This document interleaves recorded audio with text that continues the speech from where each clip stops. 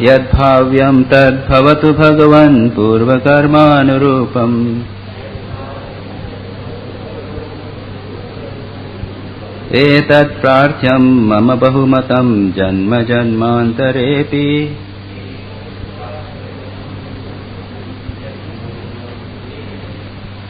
त्वत्पादाम्भोरुहयुगगता निश्चला भक्तिरस्तु।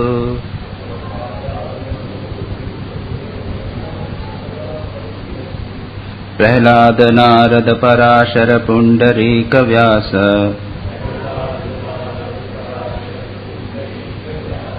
अम्बरीश शुक शौनक भीष्म दर्भ्यान्। रुक्माङ्गदार्जुन वसिष्ठ विभीषणादीन्। एतानहं परम भागवतान् नमामि।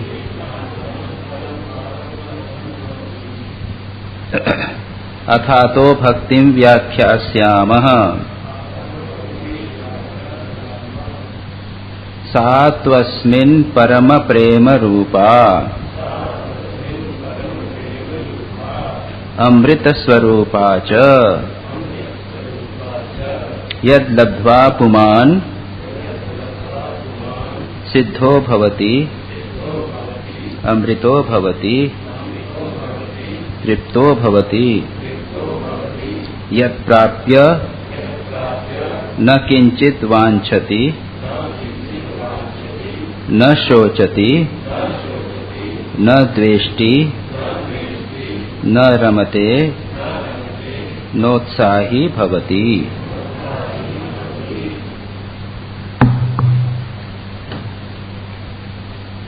हम लोग यह जो 5वां सूत्र है उस पर विचार कर रहे हैं। यत् प्राप्य न किंचित वांछति।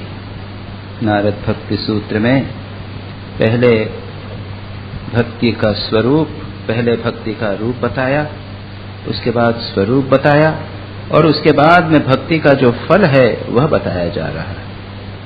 भक्ति प्राप्त करने पर क्या होता है। भक्ति जब सच्ची भक्ति प्राप्त होती है तो उसको प्राप्त करने का न किंचित वांछति, कुछ भी वांछा नहीं करता, कुछ इच्छा नहीं रहती। गीता में भगवान कहते हैं यो न द्वेष्टि अद्वेष्टः सर्वभूतानां मैत्रः करुण एव च। उसके बाद में कहते हैं यो न द्वेष्टि न रिष्यति न द्वेष्टि न शोचति न कांक्षति। कांक्षा नहीं करता, वांछा नहीं करता, उसकी कुछ इच्छा नहीं होती, डिजायर नहीं। He becomes desireless. What a blessed state it is. कैसी अद्भुत स्थिति। यह है उच्चतम स्थिति जब व्यक्ति की और कोई कांक्षा इच्छा कामना नहीं रहती।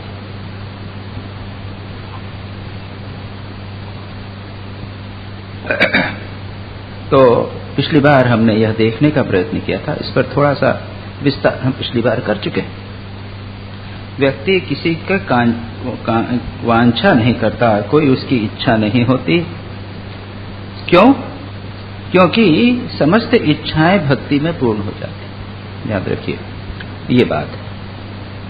और मैंने बताया था कि जिस प्रकार से एक राजा का जो सुख है, उस राजा के सुख में एक बिजनेसमैन का सुख आ गया, मजदूर का सुख आ गया, मिनिस्टर का सुख भी आ गया, जो सेनापति है उसका भी सुख आ गया। वो राजा के सुख के भीतर जितने भी उसके सबऑर्डिनेट्स हैं या उससे छोटे पद वाले हैं वो सब आ गया कि नहीं आ गया। किसी को अगर राष्ट्रपति पद मिल जावे तो क्या वह किसी स्थान का वाइस चांसलर बनने की इच्छा करेगा? उसको तो उस सबसे बड़ा पद मिल गया। ये अर्थ है न किंचित वांछति, क्योंकि उस वांछा में सारी वांछाएं पूर्ण हो जाती। भक्ति की वांछा प्राप्त होने पर पूर्ण हो जाता है, किसी प्रकार का किंचित कुछ भी वांछा नहीं रहती। हाँ, मैंने फिर ये कहा था कि ऐसे व्यक्ति जो पूर्ण हो जाते हैं, पूर्ण इच्छा रहित हो जाते हैं, कुछ सात्विक इच्छाएं उनके मन में रह जाती हैं या रख लेते हैं लोक कल्याण के लिए। वे जैसा स्वामी विवेकानंद कहते हैं, may I be born again and again and suffer thousands of miseries so that I may serve the only God I believe in, the sum total of all gods, above all my God the poor, etc. वो कहते हैं कि मैं भगवान की आराधना करता रहूं जो संसार के समस्त प्राणियों में विद्यमान है, और उनके लिए मेरे को हजारों कष्ट सहना पड़े, बार बार जन्म लेना पड़े, तो उसके लिए भी मैं तैयार। यह तो और भी बहुत ऊंची चीज है। जो व्यक्ति इस प्रकार से पूर्ण हो जाता है तो फिर उस किसी की चीज की चिंता नहीं करता। याद रखिए, जब इसे हम स्वामी विवेकानंद की कोई वांछा नहीं कह सकते, इसको कामना की अंतर्गत नहीं आएगी चीज, ये तो कामना के परे की चीज।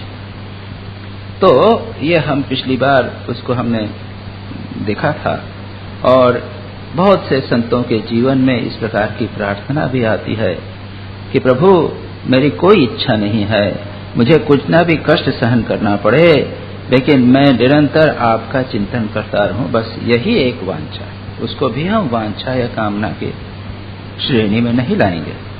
उसके बाद में कहते हैं न शोचती, शोक नहीं करता, यो न रिष्यति न द्वेष्टि न शोचति न कांक्षति, वो शोक नहीं करता। शोक क्यों करते हैं? अब याद रखिए, कई प्रकार के शोक होते हैं, इष्ट वियोग और अनिष्ट योग। जिस इष्ट को, वस्तु को, विषय को हम चाहते हैं, उससे जब वियोग हो जावे तो हमें कष्ट होता है, या फिर अनिष्ट होवे, जो हम नहीं चाहते वह वस्तु प्राप्त हो जाए, वह विषय या परिस्थिति प्राप्त हो जाए, तो हमें शोक होता है। लेकिन भक्त तो एक ऐसी स्थिति में रहता है, उसका मन ऐसी स्थिति में रहता है कि उसके लिए हर्ष और शोक जैसी कोई चीज ही नहीं है। अभी आएगा, न शोचती न कांक्षति न द्वेष्टि न उत्साही भवति। तो शोक जहां है तो वहां हर्ष भी नहीं होता, हर्ष और शोक से परे चला गया। यह जो हर्ष और शोक हैं, यह किसी परिस्थिति विशेष की प्राप्ति और अप्राप्ति के कारण होते हैं। यह इस भक्त नहीं होते, क्योंकि उसका उसके लिए अस्तित्व नहीं, उसके लिए महत्व ही नहीं है। मैंने बताया था कि उसका मन तो ऐसी स्थिति में है कि छोटी मोटी चीजों पर उसका मन जाता है। जो चीजें सांसारिक लोगों के लिए दुख और कष्ट का कारण होंगी, वह उसके लिए नहीं होती। जैसे मैं एक छोटा सा उदाहरण दूं, एक बार यहाँ पर जो बालक संघ था, ये बालक संघ हो रहा था हमारे यहाँ पे, है ना, तो उस बालक संघ में एक दिन किसी बच्चे का जन्मदिन था, तो उनकी माता ने बच्चों के लिए केक भिजवाया। एक पेस्ट्री होती है ना, मैंने सब पेस्ट्री दी।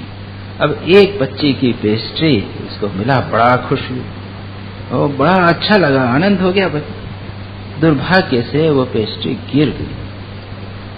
अब उसको इतना शौक हुआ, मेरे पास आई और इतना रुआ रुआ मुंह करके बोलने लगी कि मेरी पेस्ट्री। मैंने उसको दूसरी दे दी। She was very happy. अब क्या ये हर्ष और शोक जो बच्चे को हुआ है, हमको होगा? हमको नहीं होगा। We have gone about it. बच्चे का खिलौना टूट जाता है, कितनी पीड़ा होती है। इसका लगता है अरे सब कुछ चला गया। खिलौना मिल गया, हर्ष से आनंदित हो जाता है, चला गया वो शोक से भरपूर हो जाता है। ये चीजें जिस प्रकार हमें नहीं होती, उस प्रकार से भक्त एक ऐसी स्थिति में रहता है कि वहां पर ये संसार के जितने खिलौने हैं, जितने प्रकार के हर्ष शोक हो सकते हैं, नाम यश से मिलने वाले हर्ष शोक, मान से मिलने वाला हर्ष, अपमान से मिलने वाला शोक, कुछ नहीं, उसको कुछ भी विचलित नहीं करता। एक भजन है, प्रेमिक लोग स्वभाव स्वतंत्र। प्रेमिक लोग जो भक्त हैं उनका स्वभाव स्वतंत्र है। उसमें एक लाइन आती है, 14 भुवन ध्वंस होले ओ आसमाने ते बनाए घर। 14 भुवन कहते हैं ना, ये पृथ्वी 7 तल, लतातल पाताल, नीचे 7 और ऊपर 14 भूर भुव स्व जनमः तप सत्य यो हैं। ये 14 भुवन कहते हैं, स्फीयर्स। इनके ध्वंस होने पर भी इसको कुछ नहीं होता। वो क्या है? वो तो आसमान थे बनाए घर, आसमान में बनाता है घर। प्रेमिक लोगों का स्वभाव स्वतंत्र। ये चैतन्य महाप्रभु से संबंधित बाउल गान जो होते हैं बंगाल में, उसमें एक गाना है ये। प्रेमिक लोग, प्रेमिक जो है, भक्त हैं, उनका स्वभाव ही भिन्न होता है। वो एक दूसरे राज्य में ही रहते हैं, भगवान के साथ रहते हैं, उनको शोक जैसी कुछ चीज नहीं। ये तो हमारे लिए शोक आते हैं, लोग बात करते हैं, समझते हैं, हम कहते हैं हमारे यहाँ बड़ा कष्ट है, दुख है, और hundreds and thousands of types of sufferings. पता नहीं जिन्हें कितने प्रकार की सफरिंग से दुख है। आजकल कंपटीशन को लेकर टेंशन बढ़ा हुआ। ये भक्त जो है इन सारी चीजों से ऊपर चला जाता है। सात्विक, तामसिक, राजसिक परिस्थितियों से सात्विक सुख की बात भगवान गीता में कहते हैं। विषय इंद्रियों के संयोग जिससे सुख प्राप्त हुआ है उसको राजसिक सुख कहते हैं, और आलस्य निद्रा में भी जो सुख मिलता है उसको तामसिक सुख कहते हैं।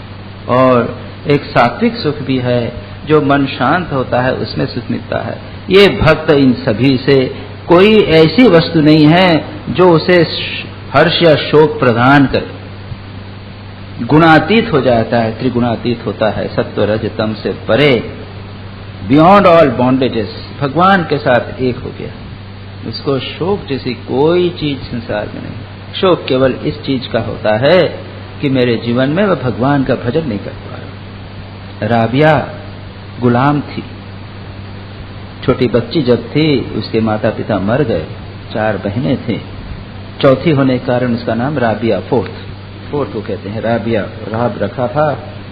और उस समय गुलामों को जमाना, किसी जल्लाद ने इसे पकड़ लिया और उसे गुलाम बना दिया, और दिन भर बेचारी घर का काम करती और रात को भगवान का भजन करती, रात भर जगती, भगवान का भजन करती। ये भक्तों का लक्षण। दिन भर मेहनत करेंगे, रात भर भजन करेंगे दिन रात एक। और रात को रो रो कर कहती प्रभु को कि प्रभु मैं क्या करूं, तूने मुझे दूसरे के गुलाम बना दिया है, इसलिए तेरे दरबार में रात दिन को नहीं आता। मेरी तो इच्छा है दिन रात तेरा भजन करूं, लेकिन नहीं आता। तो अचानक उस आदमी की नींद खुल गई, उसके मालिक की। उसने देखा कि उसके कमरे से आवाज आ रही है। जाकर देखा वो सिजदे में, वो प्रेयर के पोजीशन में बैठी प्रार्थना कर रही है, और एक ज्योति उसके चारों पर। उसने भी सुना, उसके बाद में उसे छोड़ दिया, जो भी हो। लेकिन ये है भक्त संतों का दृष्टिकोण। उनके जीवन में किसी प्रकार की शोक जैसी स्थिति भी नहीं, हर्ष भी नहीं। तो यहां पर यह कहा। उसके बाद कहते हैं न शोचती, हो गया, न कांक्षति, न शोचती, न द्वेष्टि, द्वेष नहीं करता, किसी से द्वेष नहीं। किससे द्वेष करे? सभी तरफ भगवान देखता है। श्रीमद् भागवत में 3 प्रसिद्ध श्लोक आते हैं। कपिल मुनि अपनी माता, क्या नाम उसका, नहीं, कपिल उनकी माता का नाम याद नहीं आ रहा है, देवहूति नहीं, देवहूति, उनकी माता देवहूति। देवहूति कपिल संवाद एक प्रसिद्ध संवाद है, कौन से स्कंद में ये नहीं। तो कपिल मुनि जब संन्यास लेने लगे तो देवहूति ने कुछ मांगा, पूछा, उन्होंने उपदेश दिया, बहुत सुंदर उपदेश। और उसमें कहते हैं कि कई प्रकार के भक्त हैं। एक भक्त जो हैं वो केवल मूर्ति की अर्चा करते हैं, पूजा करते हैं। हम लोग फोटो लगा रखे हैं, पूजा करती है, आरती करती है, लेकिन उसके अलावा वो संसार के दूसरे लोगों की उपेक्षा करता है, उसकी मैं अर्चा स्वीकार नहीं करता। लेकिन श्रेष्ठ भक्त है जो संसार के समस्त प्राणियों में मुझे देखकर उनकी सेवा करता है। ये श्रेष्ठ भक्त हैं। 3 श्लोक, अभी और भी प्रसंग आएगा तब इन सारे श्लोकों को हम पुनः बोलेंगे। तो उसके लिए तो संसार के सभी प्राणी भगवान के रूप हैं, इसके लिए वो किसके द्वेष करे? ये जो एक प्रसिद्ध दृष्टांत यहाँ का है, आपके पंजाब का, गुरु गोविंद सिंह के एक शिष्य थे, और जब युद्ध हो रहा था, जो भी हो युद्ध हो रहा था, और उसके बाद में युद्ध में जो सिपाही या सोल्जर जो गिर गए थे, तो वो सबको पानी पिला रहे थे। तो जो उनके शत्रु थे उनको भी पानी पिला रहे थे। तो लोगों ने कहा कि उनको क्यों पानी पिला रहे, तो क्या मुझे तो सब में एक गुरु दिखाई दे रहे हैं। तो वहां पर कोई द्वेष नहीं, द्वेष हो ही नहीं सकता। कोई मेरा मित्र या विपरीत व्यक्ति ऐसा कोई नहीं। ये द्वेष क्यों होता है? जिस वस्तु या व्यक्ति या परिस्थिति से हमें कष्ट होवे उसके प्रति हमारी जो दृष्टिकोण है उसको कहते हैं द्वेष। दुखानुशयी द्वेष, राग द्वेष जो है पातंजल योग सूत्र में 2 क्लेशों के रूप में वहां पर वर्णन है। और सुखानुशयी राग, जिस व्यक्ति वस्तु या परिस्थिति से मुझे सुख मिलता है उसके प्रति मेरा जो दृष्टिकोण है उसको हम कहते हैं राग। तो ये राग और द्वेष, इन दोनों, क्योंकि इस भक्त को कोई ऐसी परिस्थिति नहीं जो कष्ट प्रदान करे और ऐसी परिस्थिति भी नहीं जो सुख प्रदान करे, वो तो दोनों से परे है, इसलिए उसे किसी प्रकार का क्रोध नहीं होता। द्वेष और क्यों होता है? हमारी इच्छा कोई अपूर्ण होवे तो क्रोध होता है। भगवान गीता में कहते हैं कामात् संजायते क्रोधः क्रोधात् स्मृति विभ्रमः इत्यादि कहते हैं ना वहां पे। ध्यायतो विषयान् पुंसः संगस्तेषुपजायते संगात् संजायते कामः कामात् क्रोधो भिजायते। काम या वासना जब हमारी अपूर्ण होती है तो उससे क्रोध उत्पन्न होता है। क्रोधात् भवति सम्मोहः, क्रोध जब होता है इत्यादि सोम। तात्पर्य यह है कि जब हमारी इच्छा पूर्ण न होवे तब क्रोध या द्वेष के रूप में अभिव्यक्त होती है। याद रखिए, इसको अच्छी तरह समझ लें। जब कभी हमारे मन में किसी भी व्यक्ति के प्रति द्वेष का भाव होवे तो थोड़ा सा एनालाइज करना चाहिए, क्यों मेरे मन में उसके प्रति द्वेष? कहीं न कहीं मेरी कामना इच्छा उससे उसका की बात हुआ है, कहीं मेरी वासना थी क्या मेरे अहंकार को ठेस पहुंचा है, क्या मेरा नाम यश था उसके प्रति वह प्रतिस्पर्धा का भाव है, मैं क्यों उसके प्रति द्वेष का भाव रख रहा हूं? और पातंजल योग सूत्र में 4 भावनाओं की बात कही गई है, कई बार उसका उल्लेख हुआ है। मैत्री, करुणा, मुदिता, उपेक्षा, इन चारों के पीछे भी हमारी सूक्ष्म और नाना प्रकार की द्वेष भावना है, उसका सूत्र वहां पर क्या है? जैसे कहते हैं कि जो सुखी है उसके प्रति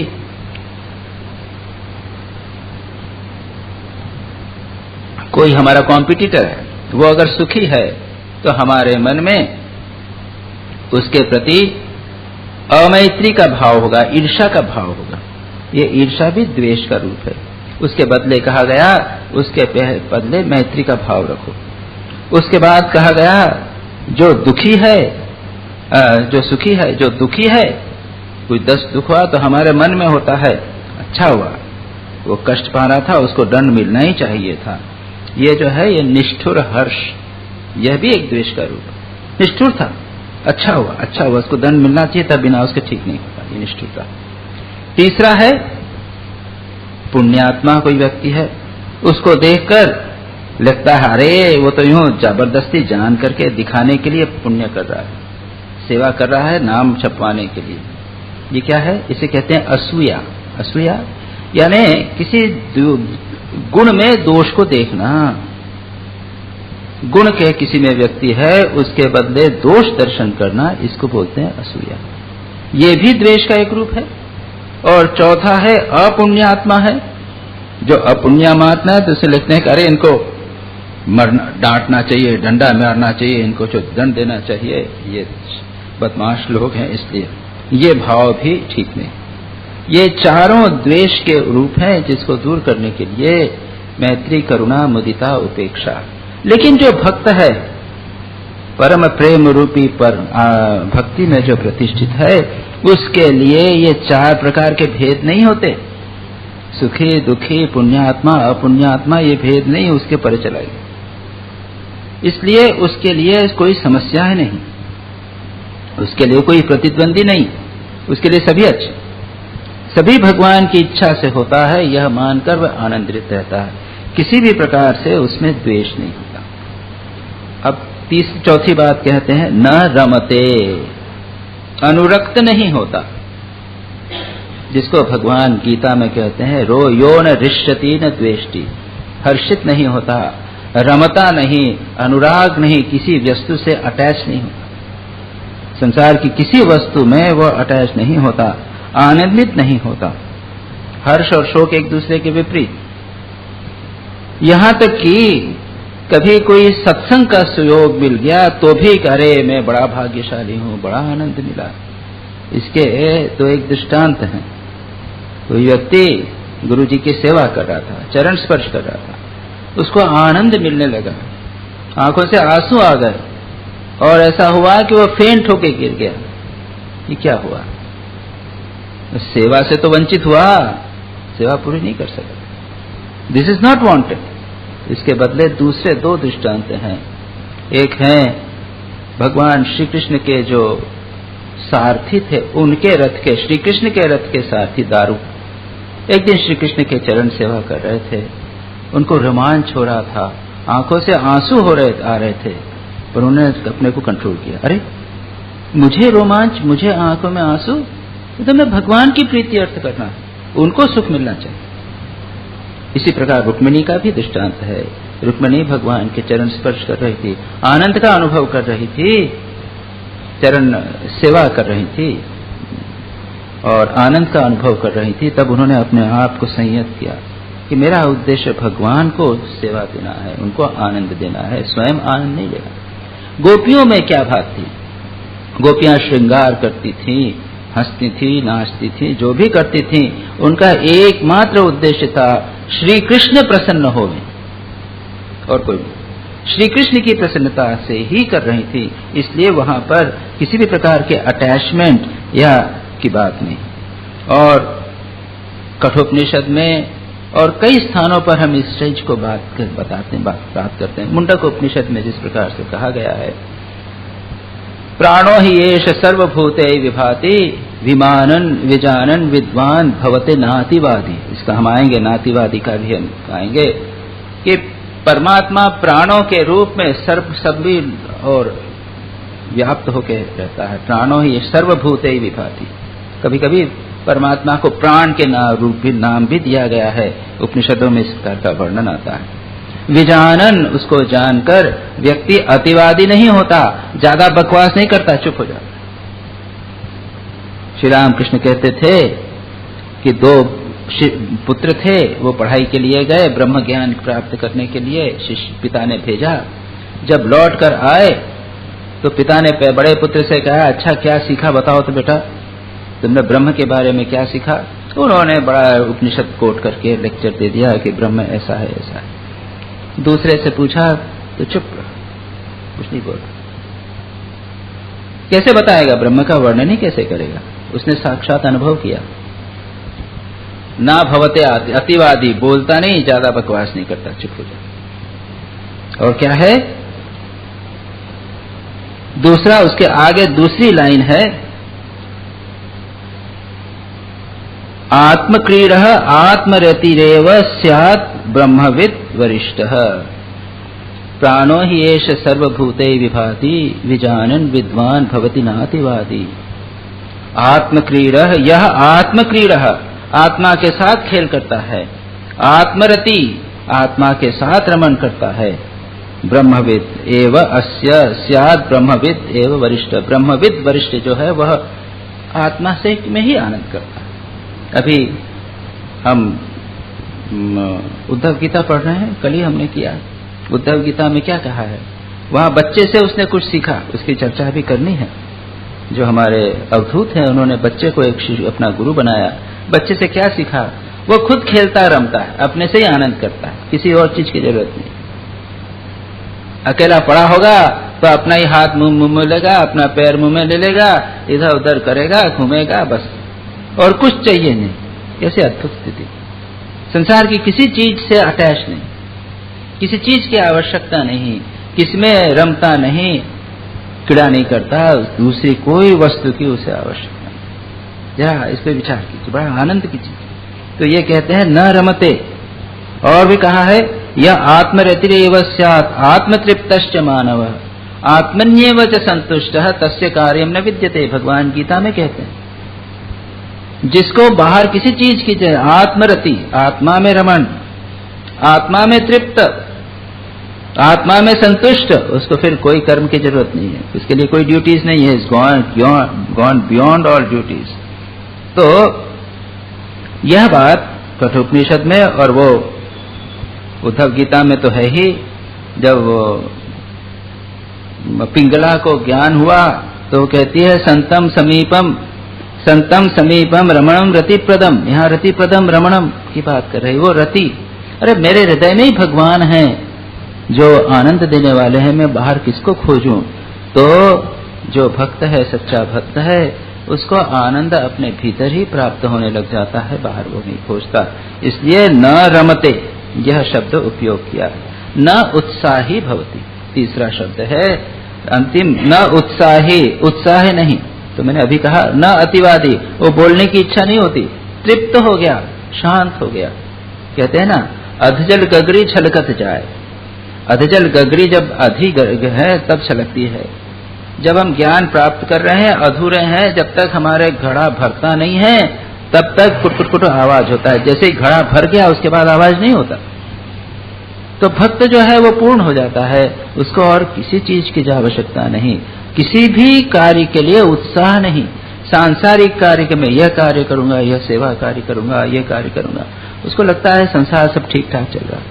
भगवान अपनी इच्छा से संसार चला रहे हैं, और हम कौन होते हैं किसी को ठीक करने वाले। वो अपने आनंद में मग्न है, भगवान के आनंद में मग्न है। क्यों करेगा काम? वो तृप्त हो जाता है, कृतकृत्य हो जाता है। इसकी चर्चा कई बार हो चुकी है, नाना प्रकार से हो चुकी है। कृतकृत्य, जो करना था वो कर लिया। यहाँ पर न उत्साही भवति, वह कुछ नहीं। गीता में कई बार अलग अलग प्रकार से कहते हैं। सर्वारंग ब्रह्म परित्यागी, कुछ स्वयं कोई संकल्प करके करने का इच्छा नहीं करता, प्रयत्न नहीं करता। और शुभाशुभ परित्यागी, धर्म भी नहीं करता, अधर्म भी नहीं करता। भगवान गीता में तो कहते ही हैं सर्वधर्मान परित्यज्य, सब त्याग दो, सभी धर्मों का त्याग कर दो, मेरी शरण में आओ। तो वहां भगवान खुद ही कहते हैं। और ये क्या है, धर्म को भी त्याग करने की बात है तो अधर्म को त्याग तो कर ही देगा। अधर्म तो करता ही नहीं, धर्म की भी चिंता नहीं करता। ऐसी अद्भुत स्थिति सोचने से ही आनंद होता है, लेकिन इसको एक्सपीरियंस करना हम नहीं सोच सकते जब तक हमारे मन में एक कर्तव्य बोध है, यह काम करना है, वह काम करना है, यह प्रोजेक्ट हमारे दिमाग में है। एक बार उसको कर लीजिए, देखेंगे खोखला है, कुछ नहीं। बड़े बड़े प्रोजेक्ट, बड़े बड़े सेवा कार्य, बड़ी इंस्टीट्यूशन बनाना है, ये सब के सब भक्त के लिए कुछ नहीं है। सेवा कार्य खोखले। स्वामी विवेकानंद इतना सब प्रोजेक्ट्स किए, सारे उन्होंने मिशन को बनाया और जल्दबाजी से जल्दी करके रामकृष्ण मिशन की प्रतिष्ठा की, मानो श्री रामकृष्ण ने उन्हें ये प्रोजेक्ट दिए थे। लेकिन उसके बाद में एक स्थिति ऐसी आई, जब क्षीर भवानी में गए, वहां पर जब मंदिर टूटा हुआ देखा क्षीर भवानी का कश्मीर में, तो उनके मन में हुआ कि अरे मैं यदि होता तो इसकी कैसे जो है वेंडलिस्ट जो है इसको तोड़ दिए, मैं उसकी रक्षा करता। तब आवाज सुनी, माँ कहती हैं, माँ जगदम्बा, बेटा तू मेरी रक्षा करता है कि मैं तेरी रक्षा? और तब उनका सारा उत्साह, जिसे कहते हैं ये कर्म करना वह कर्म करना, सारा उत्साह समाप्त हो गया। जब लौट के आया उसके बाद किसी काम में कोई उत्साह नहीं, किसी काम में कोई उत्साह नहीं। और उसके बाद में लास्ट में पता चल गया कि वे कौन है, तो उसके बाद में तो अपना शरीर ही उन्होंने छोड़ दिया। तो एक स्थिति ऐसी आती है कि जब व्यक्ति को लगता है कि ये सब कुछ नहीं है, ये संसार जितने कर्म हैं, अच्छे से अच्छा जो कर्म है वो भी भक्ति की तुलना में नगण्य है, कुछ नहीं। ये तो संसार की दृष्टि से लगता है कि ये इतना बड़ा काम किया होगा। अरे कितने कितने लोग हैं, बड़े बड़े लोग हो गए हैं, वीर बने, बलवान बने, जिन्होंने भारत का निर्माण किया। कितने लोग आए चले गए, कौन पूछता है?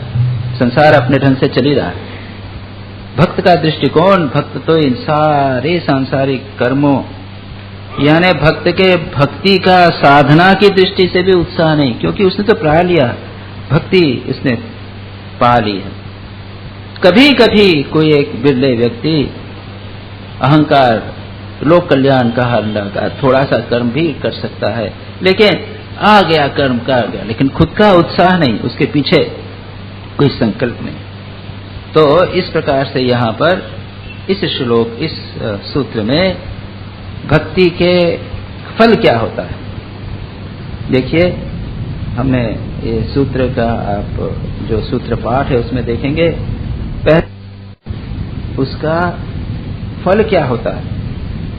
क्या कहा है, यद लब्ध्वा पुमान सिद्धो भवति अमृतो भवति तृप्तो भवति, पॉजिटिव। उसके बाद यद प्राप्य न किंचित, निषेध मुख में कहा यह नहीं होता, यह नहीं होता। वो किंचित कामना नहीं करता, शोक नहीं करता, द्वेष नहीं करता, रमता नहीं है, कहीं अटैच नहीं होता, उत्साह नहीं करता। अब छठे मंत्र में और आगे बताते हैं उसका स्वरूप क्या होता है, उसके अल्टीमेट हाईएस्ट स्टेज क्या होती है। छठे मंत्र में कहा गया है सूत्र में, यद ज्ञात्वा मत्तो भवति स्तब्धो भवति आत्मा रामो भवति। पढ़िए फिर से, यद ज्ञात्वा मत्तो भवति स्तब्धो भवति आत्मा रामो भवति। जिसको जानकर, तीन शब्दों का उपयोग किया था, यत लब्ध्वा जिसे लाभ कर, जिसे प्राप्त कर, और जिसे जान कर। तीन, ये ज्ञान का भी महत्व है। भगवान गीता में भी कहते हैं कि चतुर्विधा भजन्ते माम, चार प्रकार के लोग मेरी भजना करते हैं, यानी चार प्रकार के भक्त हैं। क्या है? चतुर्विधा भजन्ते माम जना सुकृतो अर्जुन आर्तो जिज्ञासी अर्थार्थी ज्ञानी च भरतर्षि। चार प्रकार के लोग मेरी भजना करते हैं। आर्त, एक है आर्त जो कष्ट में पड़े हुए हैं, विपत्ति में पड़े हुए हैं, भगवान से विपत्ति से छूटने का उपाय प्राप्त करना चाहते हैं। आर्तो जिज्ञासु, जानना चाहते हैं, भगवान का स्वरूप जानना चाहते हैं। आर्तो जिज्ञासु अर्थार्थी, धन की इच्छा करने वाला, समृद्धि की इच्छा करने वाला, और ज्ञानी जो जान गया भगवान के स्वरूप को, भक्ति के स्वरूप को जाना। फिर भगवान कहते हैं उदारा सर्व एवेते, ये जितने भी हैं वे सब अच्छे हैं। ज्ञानी तो आत्मैवतम, ज्ञानी तो मेरी आत्मा ही है। आस्तितः स ही युक्तात्मा। और उसके पहले कहते हैं तेषाम ज्ञानी नित्य युक्त एक भक्तिर्विशिष्यते, जो ज्ञानी है वह तो मुझसे नित्य युक्त है। ज्ञानी और भक्ति का यहां पर समन्वय कर दिया।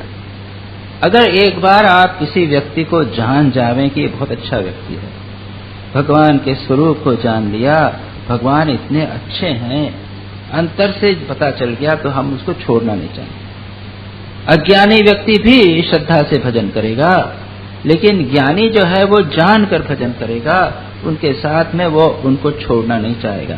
इसलिए यहां पर कहा है यद ज्ञात्वा, भगवान साधना के द्वारा उसने भगवान के स्वरूप को जान लिया है। बहुनाम जन्मनाम अन्ते, भगवान गीता में भी कहते हैं ज्ञानवान माम प्रपद्यते, ज्ञानवान बहुत जन्मों के बाद में मुझे प्राप्त करता है।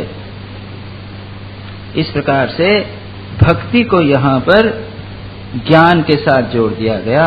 यद ज्ञात्वा क्या होता है? मत्तो भवति, मस्त हो जाता, मस्त हो गया, मद पिया। श्री राम कृष्ण के जीवन में है ना, श्री राम कृष्ण, आप श्री राम कृष्ण वचनामृत पढ़िए तो आप देखेंगे वर्णन आता है। श्री राम कृष्ण कहीं गए हैं, मास्टर महाशय बता रहे हैं, एक बग्गी से उतर रहे हैं, जो फिटन है ना, फिटन से बग्गी तांगा, उससे घोड़ा गाड़ी हो तो था, बग्गी से उठा रहे हैं। वो हृदय राम उनको पकड़ पकड़ के उठा रहे हैं, अरे इधर पैर रखिए, उधर पैर रखिए। और ऐसा लग रहा है जैसे कोई नशे वाला व्यक्ति बता रहे हैं, अरे उधर हाथ रखिए, हाथ पकड़ा, झूम रहे हैं। तो गिरीश चंद्र घोष वो भी शराबी थे। जब ऐसा हो रहा था तो पहला इंप्रेशन उनको लगा, व्हाट प्रिटेंस, कैसा दिखावा, कैसा ढोंग, वाह खूब ढोंग कर रहा। फिर बाद में लगा नहीं, ये तो नशा है, ये नशे का ढोंग है। तो नशा, इतना नशा चढ़ा, खूब नशे में। एक दिन श्री राम कृष्ण, माँ शारदा थी, उनके कमरे में कुछ काम कर रही थी। श्री राम कृष्ण मंदिर से आए और नशे में झूमते हुए, जैसे नशा देखते हैं कभी आप सड़क पर चलेंगे तो किसी ने शराब पी है तो एक पैर इधर पड़ रहा है, दूसरा पैर इधर पड़ रहा है, तीसरा पैर, देखिए कई बार ऐसा झूमता हुआ आदमी जाता है जो शराबी। श्री राम कृष्ण ऐसे झूमते हुए, पैर इधर पड़ रहा है, उधर पड़ रहा है। माँ शारदा को धक्का देते हैं, जैसे कोई नशाला व्यक्ति किसी अपनी वाइफ को, क्या मेरे को नशा हुआ है, मैंने क्या शराब पी है? तो माँ शारदा ने तो देखा था उनको, कई बार देखा उनको, वो नशे में है बिल्कुल। कि तुम नशा क्यों करोगे? तुमने तो माँ जगदम्बा के नाम का नशा किया था। हाँ हाँ ठीक, भगवान का भी ऐसा नशा हो सकता है? गिरीश चंद्र घोष देख के कहते हैं, इतना नशा। कई एक बार तो पिया भी उन्होंने, खूब पिया। श्री राम कृष्ण जितना नशा नहीं, ऐसे नशीला श्री राम कृष्ण। एक बार गिरीश चंद्र घोष के दूसरे मित्र थे दानाकाली, वो भी शराबी, वो उनके ट्विन ब्रदर, ये समझ लीजिए, और शराबी और सब कुछ करने वाले। उनकी पत्नी माँ शारदा के पास गई थी। माँ शारदा की कृपा से माँ शारदा ने उसको एक मंत्र लिख कर दिया था बेलपत्र पर, जिसका उसने मंत्र पर जप किया 12 वर्ष तक अपने पति के कल्याण के लिए, और उसके पति का परिवर्तन हो गया था। इसके बाद में श्री राम कृष्ण के पास आए। श्री राम कृष्ण ने देखते ही कहा था कि ये साला अपनी पत्नी को 12 साल जलाने के बाद मेरे पास आया। लेकिन याद रखिए, अगर पत्नी भी किसी अपने पति के लिए करे तो परिणाम अच्छा हो, पति अगर पत्नी के लिए करे तो भी अच्छा होगा। जो श्री राम कृष्ण ने कहा क्या चाहता है, आएगी। तो वो शराबी, उसने कहा कि कुछ दे सकते हैं आप शराब, यानी ऐसे बेशरम कि श्री राम कृष्ण से श्री राम कृष्ण ने कहा हाँ देता हूं, लेकिन ऐसी वैसी नहीं है, ऐसी वैसी नहीं है। तो उसको समझा नहीं तब तक। तो कहा नहीं, क्या इंग्लिश वाइन है? बिल्कुल, ये कन्वर्सेशन है, रिकॉर्डेड है, इंग्लिश वाइन है कि नहीं, बिल्कुल प्योर है। एक बार नशा चलेगा तो उतरेगा नहीं। पियोगे? चाहिए कि हाँ दो। कहा निकालो जीभ, जीभ निकालने को बोला। श्री राम कृष्ण ने मंत्र उसके जीभ पे लिख दिया। परिणाम क्या हुआ? मत्तो भवति, ऐसा नशा चढ़ा, जोर जोर से, कंटिन्यूअसली स्टार्टेड वीपिंग, आंखों से आंसू आने लगे, बिल्कुल मतवाले जैसा, भूल गया कहाँ है कहाँ, सारा जीवन निकल। तो ये हरिनाम की मदिरा, पीले रे मतवाला, हरिराम का मदिरा, ऐसे भजन है, गाए हैं, ये हैं। तो जो पीता है वो मस्त होता है। श्री राम स्वामी विवेकानंद से हुआ।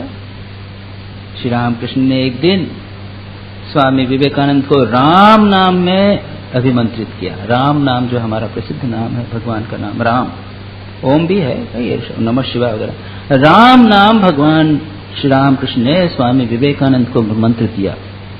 परिणाम क्या हुआ? 3 दिन 3 रात तक मतवाले रहे, सो नहीं सके। कंटिन्यूअसली वो काशीपुर बागान के राम राम राम का जप करते हुए सारे काशीपुर बागान के, एक दिन या 24 घंटे या 3 दिन में कह नहीं सकता, लेकिन उसके चारों तरफ कंटिन्यूअसली वो। लोगों ने कहा श्री राम कृष्ण से कि अरे आपने क्या कर दिया? तो कहा अरे ये तो मैं कई सालों तक पचा के रखा है, वो तो उसको पचा ही नहीं पा रहा है। मत्तो भव, और कितने दृष्टांत आपको मिलेंगे। यानी ये मैंने कालीपत की बात कही, स्वामी विवेकानंद का दृष्टांत दिया। कोई भजन है, भजन में है क्या है कि ईसा पागल मूसा पागल, ईसा मूसा सब पागल हो गए हैं। दे माँ पागल करे, बंगाली में एक भजन है, माँ मुझे पागल बना दे।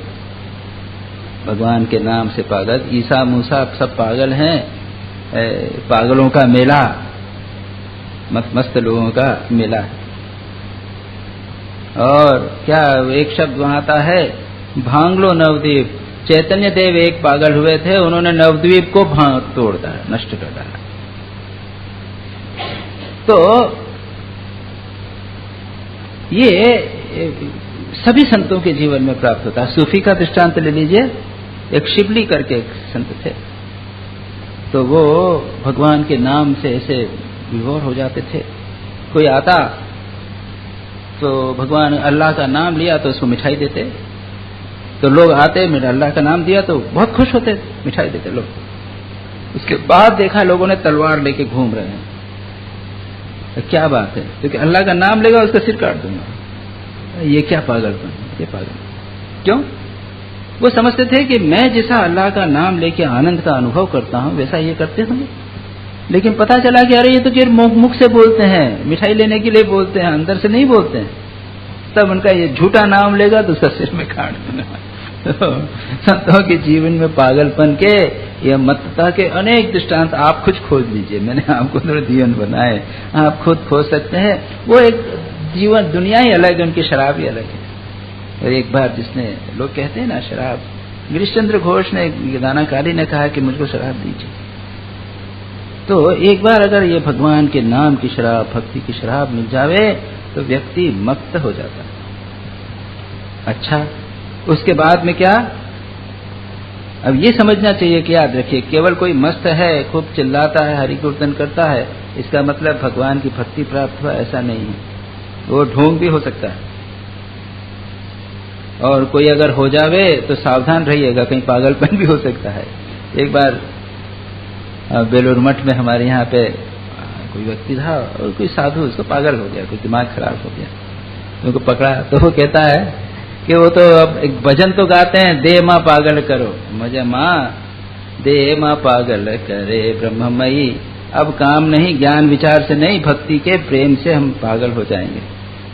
तो क्या गाना तो गाते हैं दे माँ पागल करे, और जब मैं पागल हो गया तो मेरे को मारने रखे ऐसा कहते हैं। तो हमने ऐसे भी लोगों को देखा, पागल, दिमाग खराब हो गया, भक्ति की पागलपन नहीं, सच्ची पागलपन नहीं, ये डिरेंजमेंट ऑफ ब्रेन, ये बहुत ऊंची बात। ये जो संतों के जीवन में है ये बहुत ऊंची बात। दूसरी बात कहेगी इसके बाद में, मत्तो भवति स्तब्धो भवति। सेकेंड आप दीजिए, देखिए, स्तब्धो भवति, स्तब्ध हो जाए। श्री राम कृष्ण कहते हैं कि 4 प्रकार के जीवन मुक्त होते हैं, जो ज्ञानी या जीवन मुक्त 4 प्रकार के, उन्मत्तवत, पिशाचवत, बालवत, जड़वत। जड़ की तरह हो गए। और भक्ति शास्त्र में तो ये कहते हैं कि वृंदावन के वृक्ष और पाषाण जो है वो कौन है? वृंदावन के वृक्ष और पाषाण पत्थर जो है ये सब स्तब्धि भाव को प्राप्त भक्त हैं। वो ऐसे भाव, भगवान के प्रेम में इतने मस्त भाव में हो गए कि वह स्तब्ध हो गए। ये स्तब्धि भाव मत्त भाव से ऊपर, हायर बताइए। चैतन्य महाप्रभु के जीवन में ये दोनों भाव आते थे। कई प्रकार के भावों में एक थी उनकी अंतरदशा होती थी, highest level, with completely withdrawn. भगवान के भाव में ऐसे विभोर कि बिल्कुल पूरी तरह समाधि में डूब गए। शरीर जो है वो स्पंदनहीन हो जाता था, मन पूरी तरह भगवान में विलीन हो गया। ये स्तब्ध था। श्री राम कृष्ण के जीवन में 4 महीने तक श्री राम कृष्ण ऐसी समाधि में रहे जो बाहर कुछ नहीं, केवल जड़वत हो गए। तो यह जो है ये स्तब्धि भाव।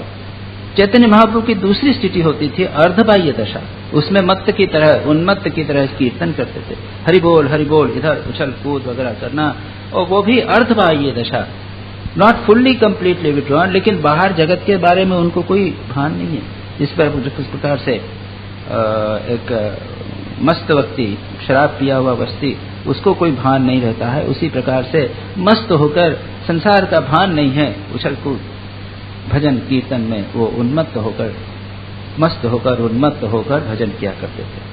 तो ये उससे भी ऊंची स्थिति है, बाहर का कोई आइडिया नहीं रहता। श्री राम कृष्ण और कहते थे कि जब भजन गाते हैं तो धीरे धीरे वो गहराई, उसकी मन की तन्मयता जब बढ़ती जाती है, तब अंत में स्तब्धि भाव आता है। वो दृष्टांत देते हुए कहते हैं कि एक भजन है, निताई अमार माता हाथी, बंगाली में निताई यानी चैतन्य महाप्रभु का नाम निताई है। वह जो है निताई, निताई यानी नित्यानंद, चैतन्य महाप्रभु के साथी, निमाई निताई। निताई अमार माता हाथी, निताई जो है, निताई वेरा यह उन्मत्त हाथी है, यानी उन्मत्त हाथी के समान नृत्य करता है। तो लोग गाना गाते हैं, यहाँ उन्मत्तता वही मत्तो भवती। निताई अमार माता हाथी, निताई अमार माता हाथी, ये कीर्तन करते करते कहते हैं क्या होता है, हाथी हाथी हाथी हाथी हाथी हाथी हाथी हाथी, कीर्तन ऐसा चलता रहता है। और माता हाथी पूरा करके हाथी हो गया। उसके बाद में जैसे हम कहते हैं ना राम राम राम राम, उसके बाद पहले तो पूरी लाइन गाते हैं, उसके बाद केवल राम, उसके बाद में क्या, निताई अमार माता हाथी, उसके बाद हा केवल रह जाता और आदमी बिल्कुल स्तब्ध हो गया। तो ये भक्ति की और चरम अवस्था में व्यक्ति पूर्ण रूप से स्तब्ध जैसा हो जाता है। और ऑफ कोर्स अवश्य कोई कर्म का तो प्रश्न ही नहीं रहता, पूर्ण रूप से शांत हो जाता है यह। और दूसरा स्तब्धो भवति। तीसरी बात कही गई, आत्मा रामो भवति, आत्मा में आराम।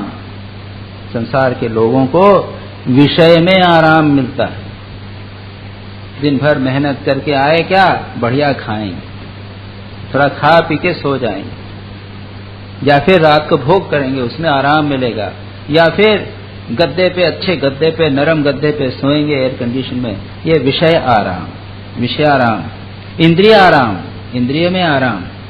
लेकिन यह है आत्माराम, अपने में सुखी होता है और किसी चीज की बाहर उसको आराम, रेस्ट के लिए, रिलैक्सेशन के लिए, बोलते हैं ना टेंशन्स लोगों के आजकल, टेंशन्स एंड स्ट्रेस, तो स्ट्रेस के लिए, उसको स्ट्रेस मैनेजमेंट या स्ट्रेस दूर करने के लिए कोई भी चीजों की आवश्यकता नहीं, वह अपने आप में ही अंदर चला जाता है, अपने आत्मा में ही आराम।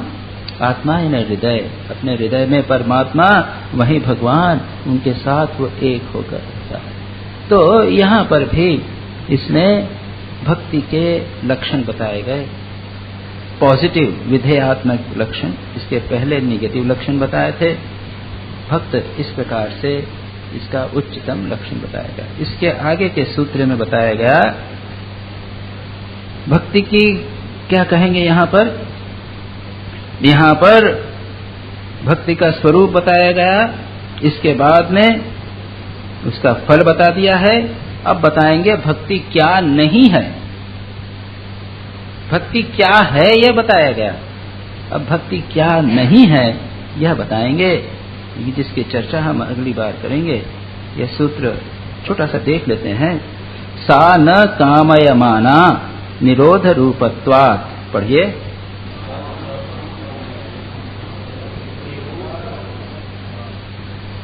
वह कामयमाना नहीं है, यानी क्या, भक्ति से किसी कामना की पूर्ति नहीं होती। कामयमाना, जो कामना की पूर्ति करे वह कामयमाना।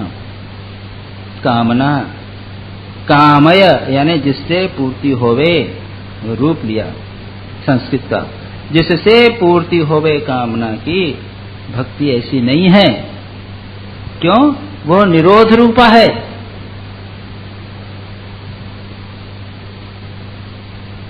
क्यों? स्वामी विवेकानंद इंग्लिश ट्रांसलेशन करते हैं, it can not be used to fulfil any desire, itself being the check of all desires। तो भाई सावधान, अगर आपकी इच्छा है भक्ति कामनाएं पूरी करनी है तो दूर रहिए भक्ति से। भक्ति आपकी कोई डिजायर की इच्छा नहीं पूरी करेगी। भगवान की भक्ति कर रहा हूं तो ये इच्छा की पूर्ति नहीं। सच्ची भक्ति है वो निरोध रूपा है, भक्ति को कभी गलत न समझें। कामना और भक्ति में जमीन आसमान का अंतर है, ये ठीक ठीक समझ लेना चाहिए। बड़ा विषय है, बहुत अच्छा है, इसकी चर्चा हम अगली बार करेंगे। 5 मिनट में घंटी बजने वाली है और मुझे कुछ अनाउंसमेंट करना है। प्रहलाद नारद पराशर पुंडरीक व्यास,